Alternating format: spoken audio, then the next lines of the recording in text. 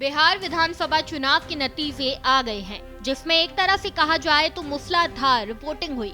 उसी तरह मूसलाधार तरीके से एनडीए की सीट भी आई। वहीं हम बात करें महागठबंधन की, तो इस बार के चुनाव में उसकी अब तक की सबसे करारी हार हुई। आखिर इस हार के पीछे कौन जिम्मेदार है और क्यों इतनी बुरी तरह हार हुई, तो आइए आपको बताते हैं इस वीडियो के जरिए इस खबर को विस्तार से। बिहार विधानसभा चुनाव 2025 में जन स्वराज पार्टी ने भले ही कोई सीट न जीती हो, लेकिन उसका प्रभाव कई प्रमुख निर्वाचन क्षेत्रों में स्पष्ट रूप से नजर आया।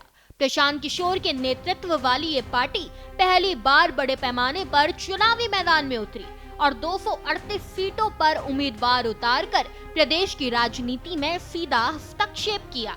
इस चुनाव के उपलब्ध आंकड़ों के अनुसार जन स्वराज को लगभग 15 लाख वोट मिले, जो करीब 3% वोट शेयर के बराबर है।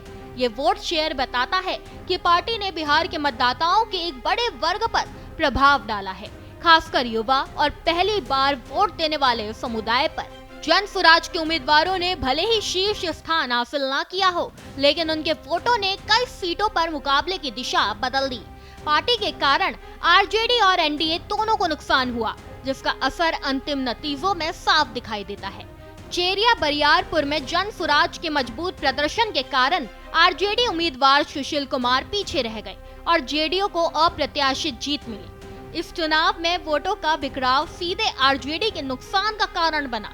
वहीं हम बात करें शेर घाटी में जन स्वराज ने आरजेडी प्रत्याशी प्रमोद वर्मा की जीत की संभावनाएं कमजोर कर दी। यहाँ लोजपा रामविलास ने बढ़त बनाई और जीत दर्ज की। जन स्वराज ने यहाँ तीसरे प्रमुख शक्ति केंद्र की तरह काम किया।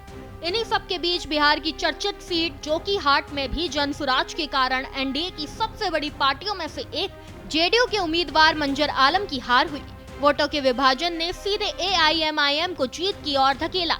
चनपटिया में जन स्वराज के वोटों ने मुकाबले का संतुलन बिगाड़ दिया, जिसके कारण बीजेपी उम्मीदवार उमाकांत सिंह पीछे रह गए। मुकाबले में कांग्रेस आगे चल रही है और जन स्वराज के हजारों वोट इस हार जीत में निर्णायक साबित हुए। शाम 6:30 बजे तक के अनुसार 32 निर्वाचन क्षेत्रों में जन स्वराज के वोट 10,000 से अधिक रहे।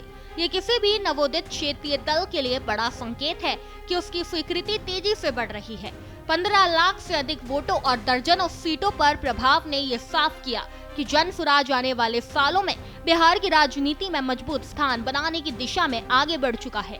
राजनीतिक जानकारों का कहना है कि यदि ये वोट शेयर जारी रहा तो जन स्वराज भविष्य में किंग मेकर या निर्णायक तीसरी शक्ति के रूप में उभर सकता है।